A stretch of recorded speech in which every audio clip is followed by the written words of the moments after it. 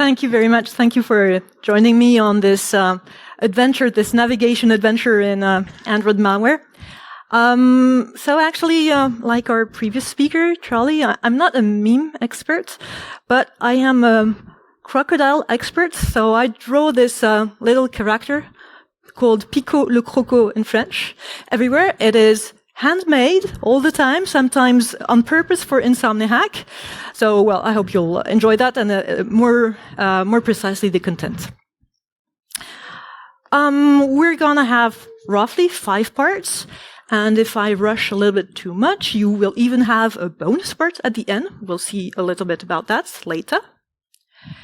And we are going to talk especially about malware, which are abusing accessibility. Now, before we do that, I think it's safer just to show the definition of the word. Accessibility is the quality of being able to be entered or used by everyone, including people who have a disability. And I'd say even more those with a disability, probably. Okay. It might be clear to you, actually, in the room.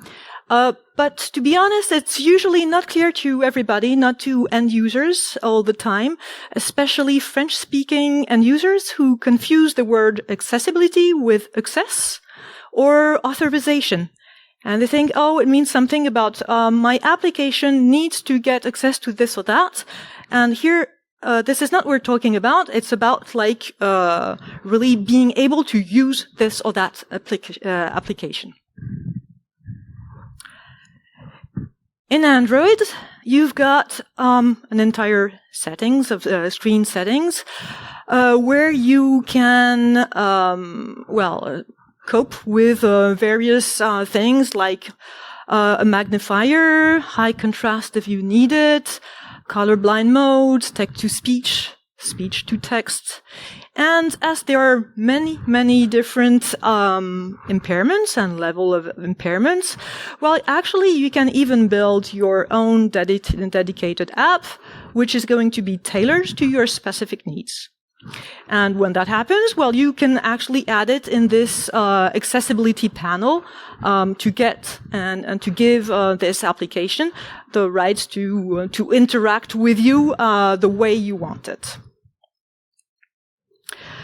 For those applications, so those are the applications precisely we are going to look into.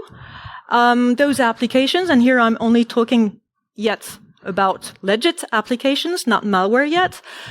They are going to need to use the Accessibility Service API. So in Android, a service is a task which is running in background.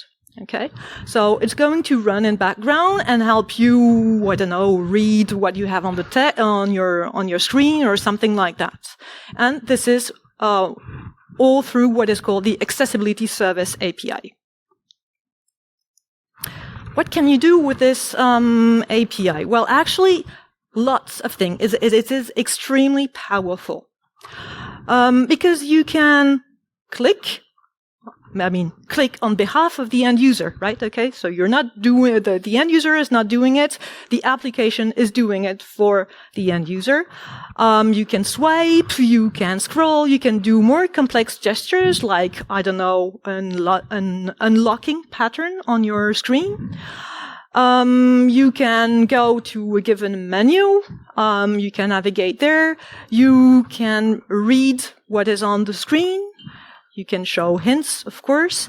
And of course, if you are like a dedicated accessibility application, well, you can get notified of all the events which are happening. Like, there's a new window which has been drawn. Well, of course, you need to update what you are going to say or to show to the end user, so you get notified of those. Yeah. So you can do lots of things. And of course, well, malware authors noticed this quite quickly. and starting abusing this accessibility API, using it, posing more or less, or saying, or sometimes not even saying, but saying that they were an application to help people with disabilities, and using this particular API, or sometimes just using it plainly without even posing as any sort of application. It all started, I'd say, around 2017, where there was famous attack Cloak and Dagger, which was demonstrated. So it was at that time a proof of concept, where the researchers were showing, well, that you could use overlay in a malicious manner. So basically, an overlay is just like a window on top of another one. You put a malicious one on top. And, well, people could click and have the feeling that they were clicking through to the legitimate application, but really they were clicking on the overlay. Okay? So that's the typical way of using maliciously overlays, let's say. By 2020, while most of us were locked down, I was reversing malware, Android malware, and I really had the feeling like, all kind of major malware were abusing this accessibility service API one way or another. It was so frequent that, of course, well, the antivirus industry reached out to Google and notified them of that. Well, anyway, I guess they were already aware before we told them. But yeah, we raised the issue, and they started thinking about it and try to find a solution. In 2021, they decided to add for applications on Google Play a permission declaration form where any application who needed to get access this accessibility service API would have to fill in a form and say, okay, my app is doing that. I need this API, so this is why I'm doing it, and something like that. Of course, I'm sure you can guess that, well, it's a little bit limited. First of all, it's only limited to Google Play. So in Europe, we are kind of a little bit centric about like Google Play. We think that it's the only marketplace, but really, honestly, it isn't. Especially in Asia, Google Play is not like, it's just one marketplace among other marketplaces. Okay. And the other thing, of course, is that you can imagine that, well, a form, there are various ways of abusing it. As an example, for example, of people abusing things like that, I recall an old one. It's really an old one. It dates back to Symbian OS. Now, who had the Symbian OS smartphone? Yeah, well, you're as old as me, probably. Okay. In those phones, at some time there was I think it was called Symbian Express program or something like that. Whenever you needed to get access to a given API, okay, so same thing again, you had to fill in a kind of a form, a certified program, saying that you were a nice person. Okay. And so there was a piece of spyware there, which wanted to get certified, but it's a spyware. Okay, so it was malicious. So they said, well, we are a backup application. Okay, don't worry, we're sending all your data to a remote host, but this is for backup. And it got certified. Of course, it wasn't backup at all. It was just like exfiltrating everything. But that's one way of abusing things, let's say. So back to Android. After that, just a couple of months ago, Google moved a little bit further on and decided to add what is called the restricted settings, which basically are going to forbid access to the accessibility service API in some conditions.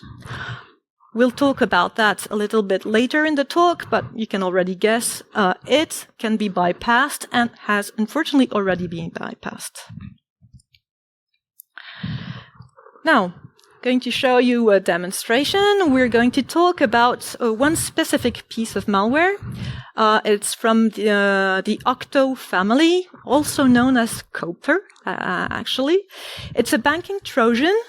It has been out since 2022, and this precise sample I'm going to show you was discovered in March 26, so like 1 month ago, not more than that.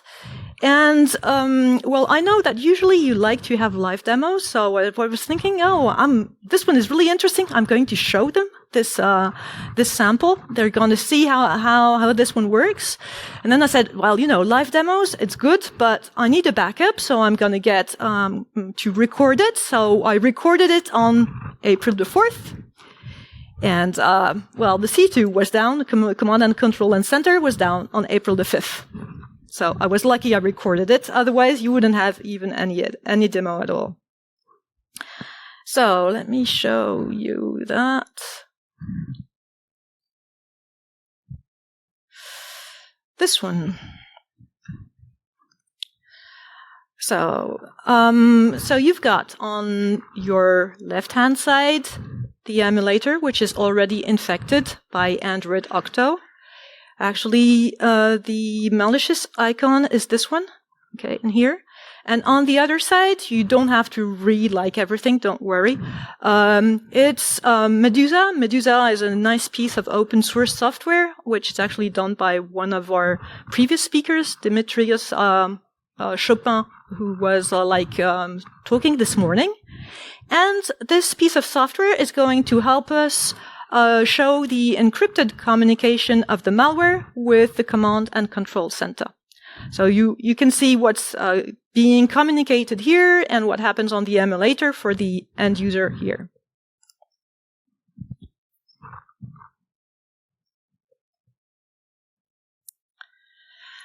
So I click on the malware, and as soon as we click there, you get it's a message in Turkish telling you, well, please enable accessibility service, okay? And the message is kind of repeating all the time. It's pretty annoying. Of course, you shouldn't do it, but today we're going to act dumb, okay? We're going to do it. So I open the settings, I get in there, and there's always that pop-up in the middle. It's disturbing.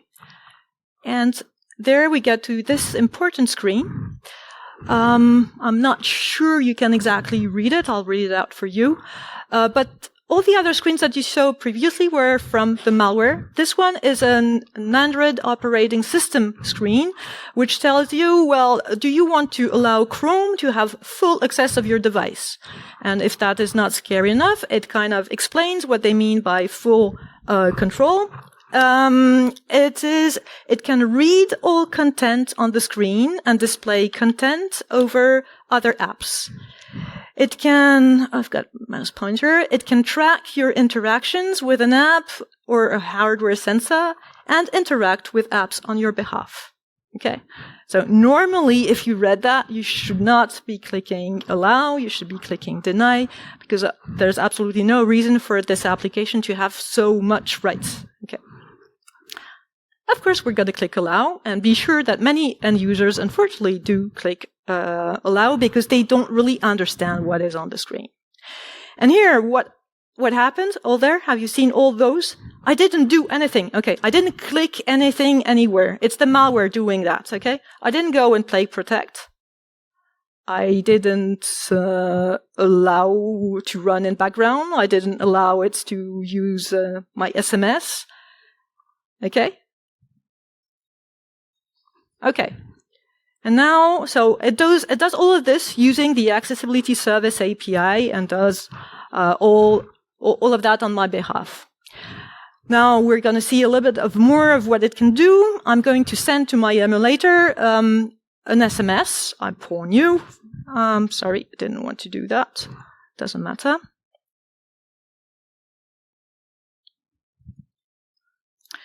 We see the SMS arriving, and when we go and have a look in here in what the malware is sending to his command and control center, well, we see our malware.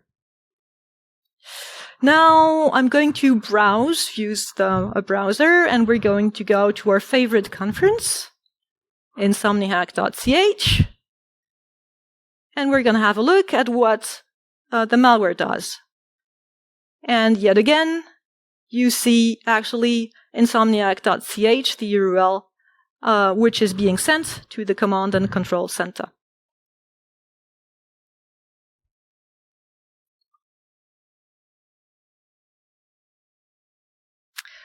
Now I'm going to send an SMS.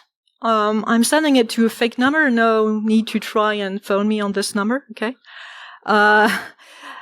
Do you really sending that? And same thing, we're gonna have a look at what the malware does. Well, same thing. It's just like getting everything I type and sending that to the remote end, to the attacker. Then now we're going to use Google Authenticator. So here I just created a fake account, and we have our second factor authentication PIN, and we're going to see what the malware can do with that. Well, you can probably guess. So we have 153568. So we see that the malware already sees that we entered Google Authenticator, and we see the code here, 153568. It sends that to the command and control center. And our code changed. As soon as it changes, well, it sends to the other remote end, again, the updated PIN. Now I'm going to go in settings, and we're going to have a look at device administrator applications. Those are kind of specific apps on Android, which have like a little bit more permissions, let's say. And I tried to remove it, and I don't know if you saw how quickly it went, but actually when I tried to remove it, it just closed the window. So I wasn't able to remove myself as device administrator, and the application is still in device admin. And now, if I want to, same thing, to remove the application, uninstall it, well, it doesn't work. Because same thing, it's removing the window. So this means that actually, if, for some of you, if you want to uninstall, you get infected with that, and you want to uninstall it, actually, it's going to be a little bit difficult, because if you do ADB uninstall, it's not going to be enough. It won't be okay, because the application is a device administrator. Okay. So you won't be able to do it like that. So the trick, I'm going to give it to you, because if ever it happens, you've got to do ADB shell, PM, disable user, or something like that. And then you can uninstall the application. Otherwise, you can't. So back to our slides. I think you understand now that everything resolves about the fact that the malware needs to get this access to accessibility service API. So all the malware that I have seen try one way or another to explain really well to the end user how to do that. So this is a screenshot of Android Bien Lian. Another one, Cerberus, same thing. It tells you exactly what to do. Open settings in accessibility, open the downloaded services or install service section, and activate the Google Calendar option. Android Octo, we just saw this one, and Android Ermac, same thing. So they're just telling you how to do it. Okay, now we're going to see a little bit more how they are doing it, how they are implementing this in the malware, so that you can kind of, if you reverse such malware, you will see what is happening, and you can probably act on that. There are basically three things to do. The first one is to create a class which is going to inherit from the class accessibility service. So you get that, and then in there you are going to put all your implementation, what you want to do, like move there, go there, and things like that. In the manifest, that's the second thing, you have to specify a permission bind accessibility service. Put that in there, and you specify that the service which is going to use that is your accessibility service. And then you need an additional file, an XML file, which is going to configure kind of the needs that you specifically have for this accessibility service. And for instance, you can say, I only want to get this or that event. To be honest, in malware, they don't care. They will just want to get everything. And this is exactly the case in here. So it tells you that all accessibility event types, well, you've got FFFFF, which means I want them all. Okay, so they're going to receive everything. And then once they've got everything, well, they can be very powerful and do what they want. As for the classes, the important ones, well, you have accessibility service. We've already mentioned this one. So it's going to be a service. It's going to run in background. And whenever there's an event which is fired, it will call the callback on accessibility event with that particular event there. Another important class is accessibility events. Okay, so we get to those. So you can have many types of events, like type view clicked. So it means you clicked on a button, you focused on a button, for instance, or something changed in the entire window. So you can know what happened, and you can know in which application it happened by getting the package name of the source of your event. You can even actually get more detailed information if you want more than just knowing the name of your application. You can actually get very precisely, it is this button in this layout of this application that somebody clicked, for instance. And finally, the third important class is accessibility node info. So this one, what you really need to understand is that in Android, all the layouts, well, basically, for an implementation point of view, they are just like a tree of accessibility node info. At the root, you've got like your window, and in there you can have like, I don't know, a text view, a button, a picture, and things like that. And you can navigate in there from the root saying, I want to go to the children, and then I want to go to my grandchildren, and etc. to go to parse the tree that way. Or you can also, if you want, that's another kind of interesting shortcut, perhaps. You can actually go directly to a given node if you know its name. Usually it's some text form, ID / I don't know, root view or Google Play Protect something. Okay, and you can get there that way.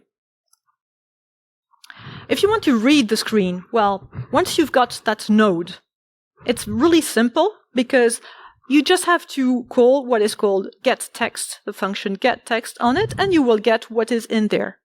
This is exactly how the malware Octo is working for the PIN code in Google Authenticator. Okay, it's just getting the node where you have the PIN which is going to be displayed, and it just does getText to read the PIN code. Okay. You can read. You can also write if you wish. Another example of that is in an Android malware, which is called Lian. They are using TeamViewer, which is a legit application, to help you remotely control your Android phone. Okay, so let's say you want, especially for support, like you want to give access to somebody from support to your smartphone. You install TeamViewer, and they can interact with your smartphone. Well, in that malware, the malware authors decided to actually go and interact with TeamViewer. They go in the settings and they modify the host name of where they are going to send the information. They put their username, whatever username, and their password. So they are the only one to be able to use your TeamViewer on your smartphone. Okay, so it's also possible to do it. You can click on nodes, you can scroll on nodes. Whenever you want to do kind of an action, you use the methods perform action or perform global action. A global action is the one with the 3 buttons, home, back, things like that. An example in Android Hook. Well, if you want to swipe up, you can do what is a gesture. So it's really like simple. You give the origin of the point. So let's say coordinates x, y, and then you want to swipe up. So it's going to be x and y minus something, and that will just swipe up. And then you say how long you want it to take to go to that other point, which kind of simulates the swipe. The swipe. If you want to do more complex gestures, this is this time taken from code taken directly from Godfather. Well, you can actually anyway with those gesture API, you can just say I want to go to this point, then I want to go there, then I want to go there, then I want to go up again. Okay, it's the same methodology. Another interesting thing that we can see in Hook is this one at this time is interacting, targeting with an application, a crypto wallet. So what you see here on the right-hand side is the Legit application, the crypto wallet. And in there, you've got a recovery phrase in case you forget your credentials, okay? So that you're not locked out of your wallet. The recovery phrase is made of a list of numbers and words.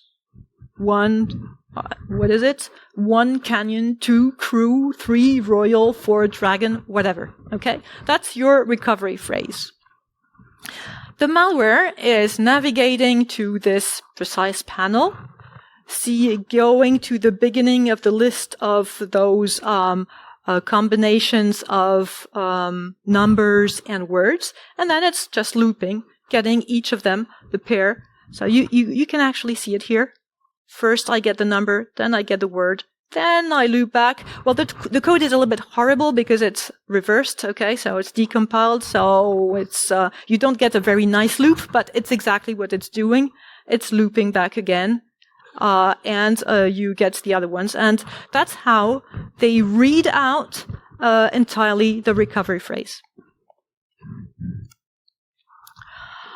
Of course, you can do key logging, okay? So you can do it as we already saw, like go to the precise node and then do get text, and you see what has been entered that way. You could also do it and implement it. Some malware also do it another way. They just get the event of, I don't know, button A, the keyboard being pressed. Well, you know, letter A has been pressed, things like that, and you implement a keylogger that way.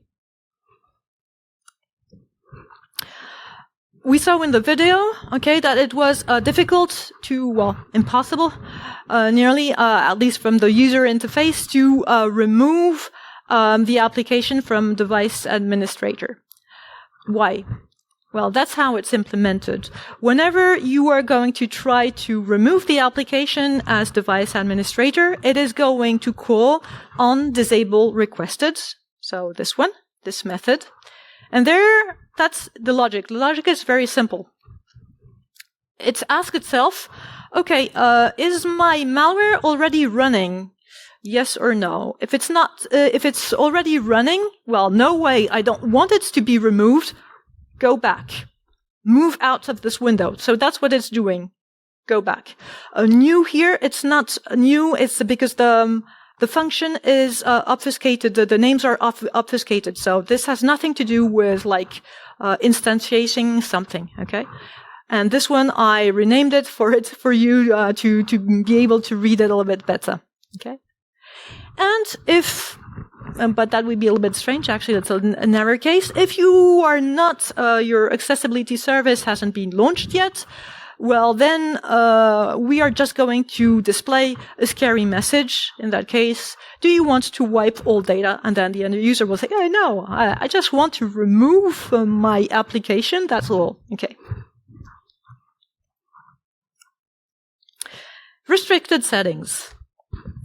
So, starting in Android 13, now you can no longer, they introduced, what is restricted settings, which is going to make it impossible for third-party applications to access the Accessibility Service API and that downloaded apps section for dedicated apps using this API.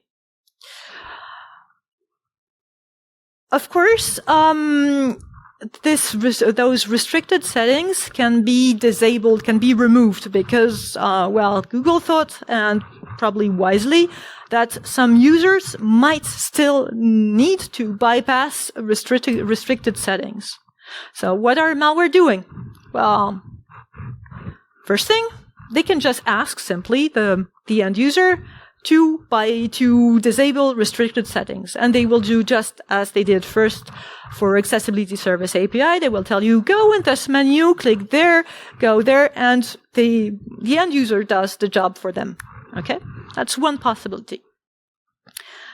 And the other possibility, it's only third-party apps which cannot access those accessibility settings. Which means that if you are installing your application, for instance, from ADB install, you won't have those restricted settings. Now, that's maybe not too much an issue, because if you're using ADB install, maybe we can guess that you're kind of a developer or a little bit more knowledgeable, so maybe this is okay.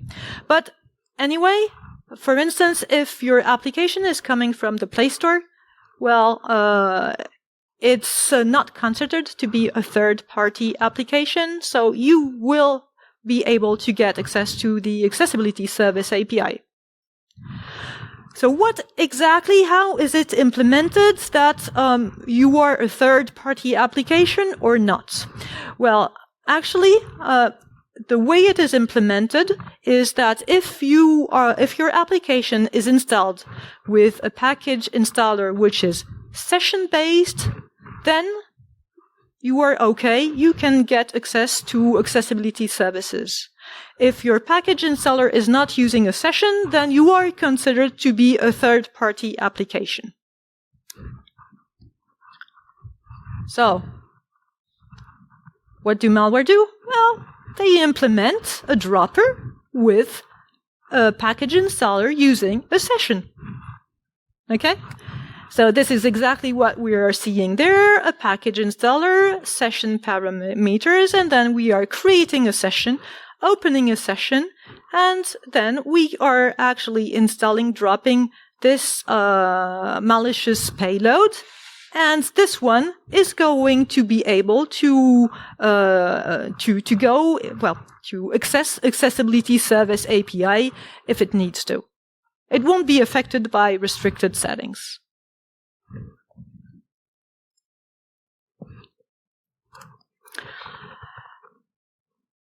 Now, a little bit of general considerations. The good thing, at least from an antivirus point of view, the good thing is that malware authors here, it's a little bit difficult for them to implement their malware because they need to know exactly what is the name of each resource and layouts they want to target. Okay? And that also means that it's a maintenance issue for them because whenever somebody changes, I don't know, the name of this layout or that layout in the application, well, it might break their malware, and the malware might still not be able to work on this application. It's to be honest, it is probably painful for them. I don't care that much, but it is probably painful for them. But it's not that big an issue because if you think of the wide number of Android users, if it only manages to affect like 10% of the users, that's still an enormous, massive amount of end users which are affected. So it's not a big deal. Okay. The other thing, from a totally other angle, is, well, can we find a solution for this accessibility service API not to be abused that way all the time? And to be honest, it is really difficult. It is difficult to find a solution that is not going also to have some impact on people who have disabilities. Let's take, for instance, this first wild idea that we can have.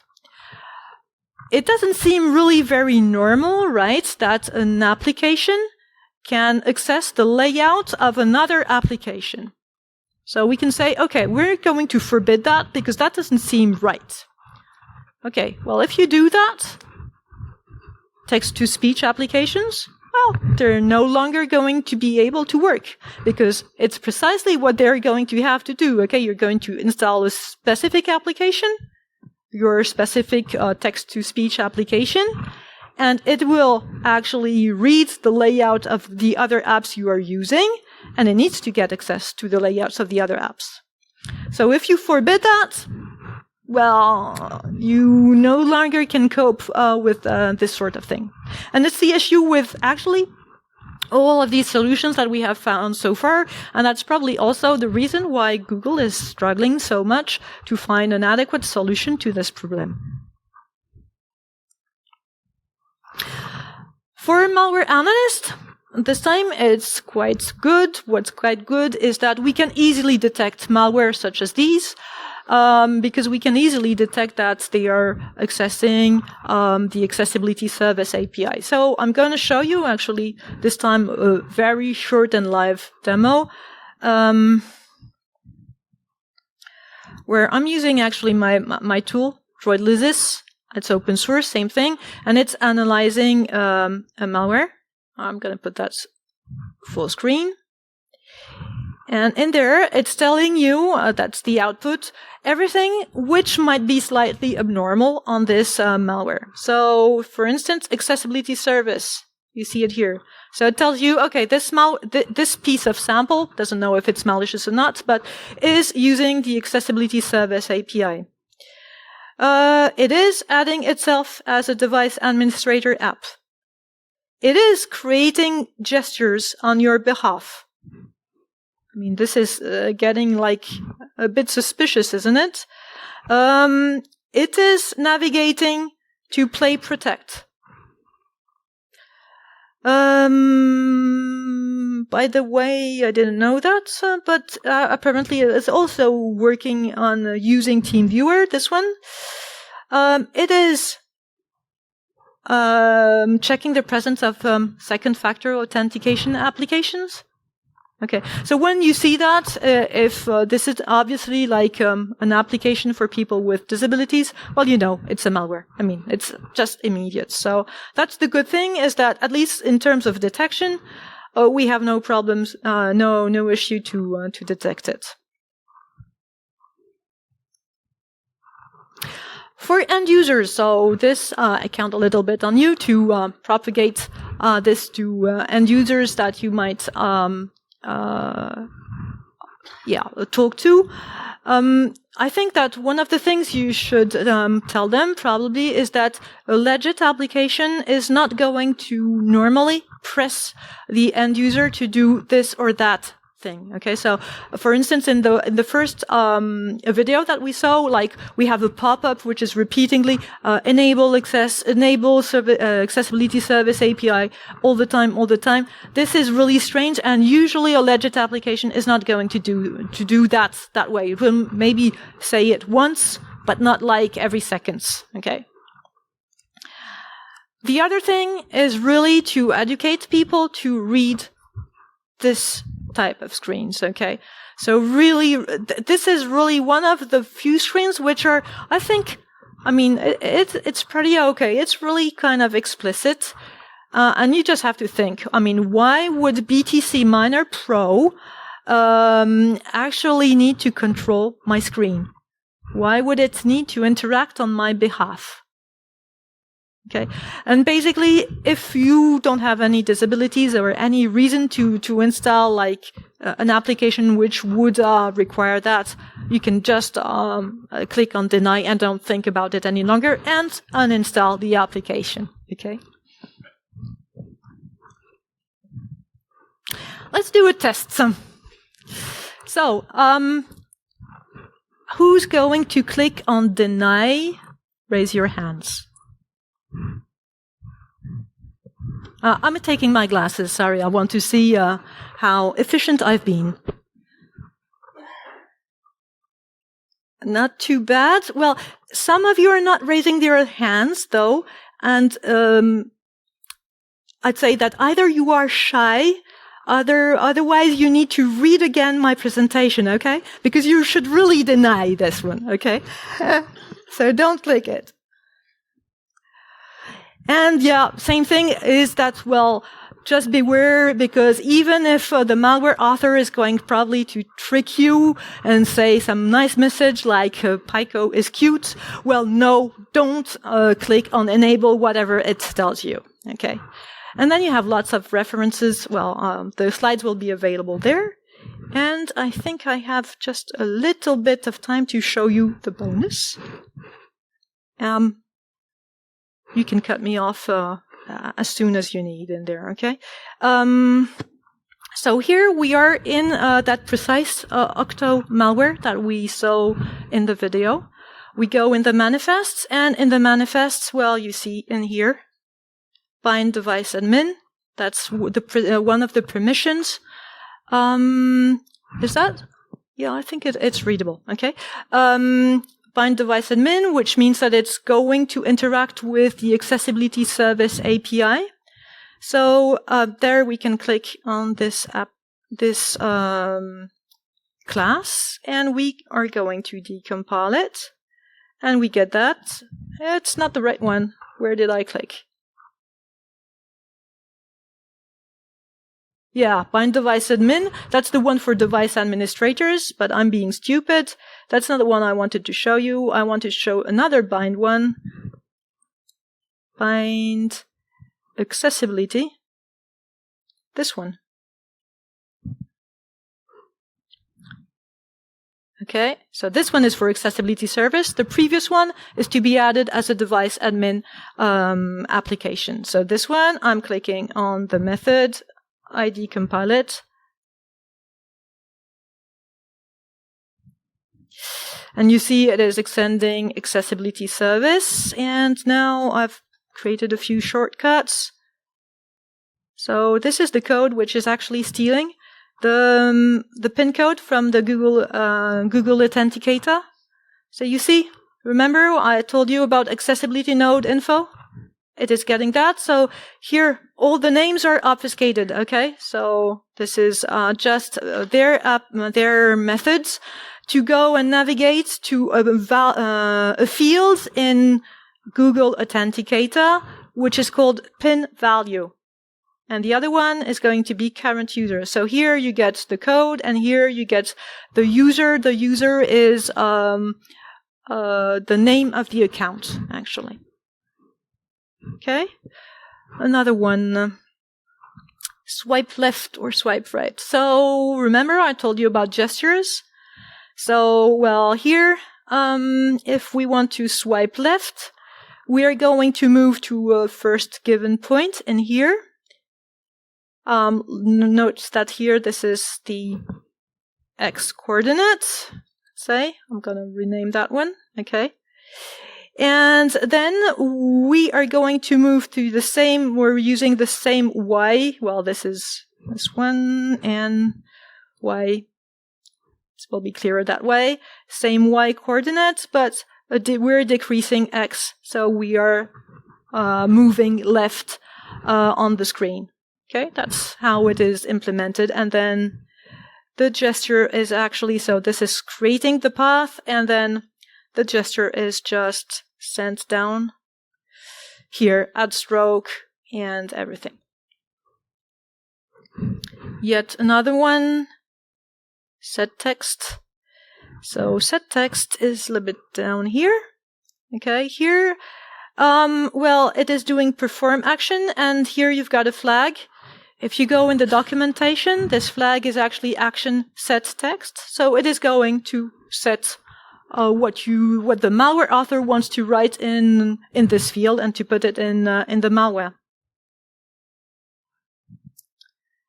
Well, you have also copy paste. So this is copying to the clipboard manager, and paste it.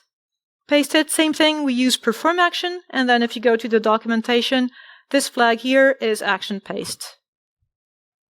And yeah, I think that's pretty much what I had to show. Yeah, the other ones are like, we have some other things like streaming the screen, okay? So they can actually have a full video of what you are seeing on your screen.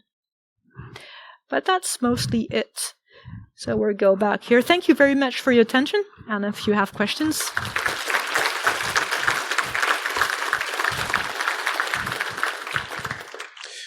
Any questions?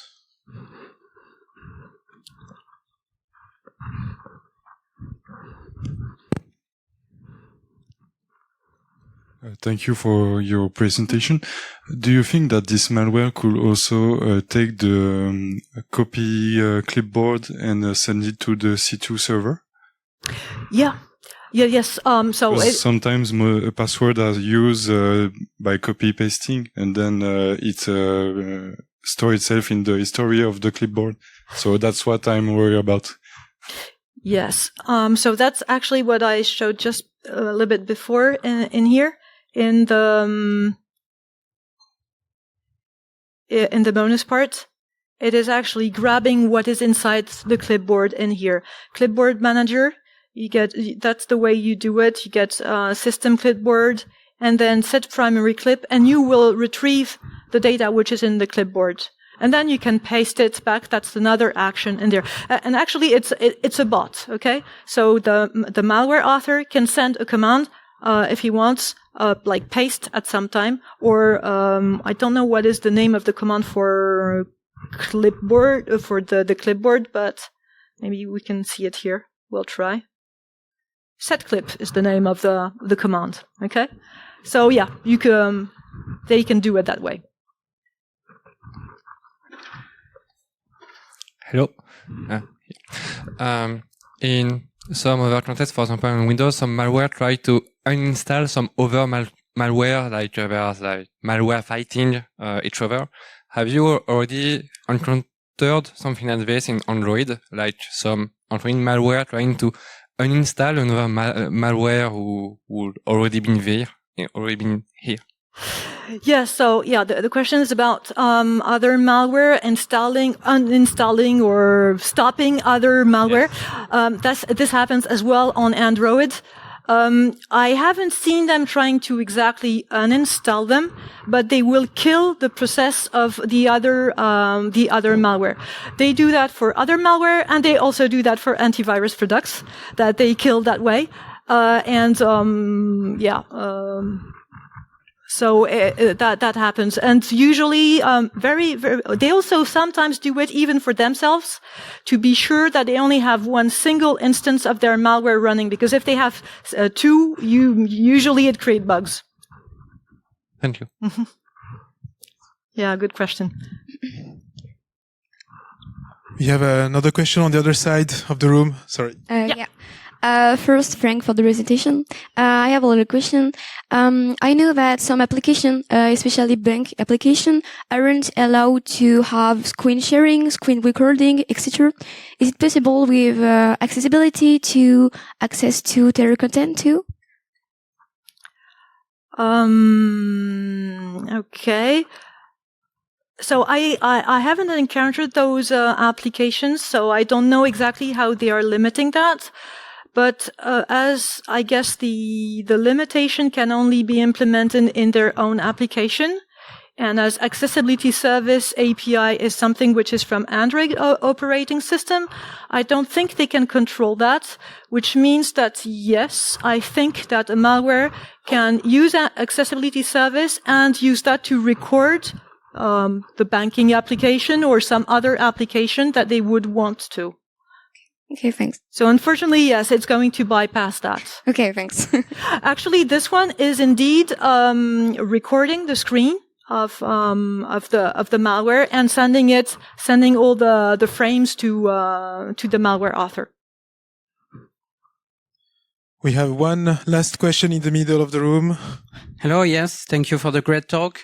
So I'm asking you if the accessibility service is the only way for an app to write on another, because as far as I remember, I didn't give full access permission to my password manager, although it's still able to write in fields and fill the fields of any application for my password.